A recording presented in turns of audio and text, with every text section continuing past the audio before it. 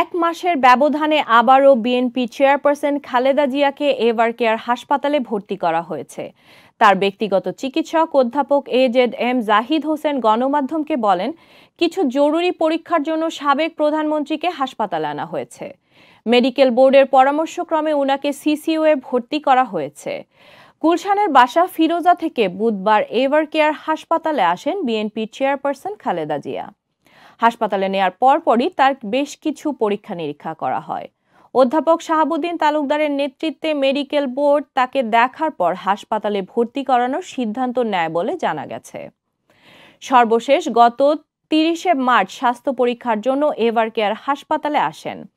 ওই সময় চিকিৎসকরা তাকে সিসিইউতে রেখে 2 দিন চিকিৎসা দেন। ৭৯ বয়সী খালেদা জিয়া ডায়াবেটিস, আর্থারাইটিস ছাড়াও হৃদরোগ, ফুসফুস, লিভার, কিডনি এবং বিভিন্ন জটিল রোগে ভুগছেন।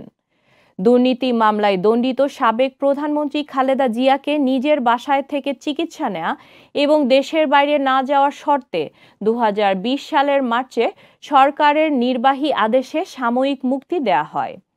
তার সেই সাময়িক মুক্তির মেয়াদ প্রতি 6 মাস পর পর বাড়ানো হলেও তাকে চিকিৎসার জন্য বিদেশে যাওয়ার অনুমতি দেওয়া হয়নি সরকার।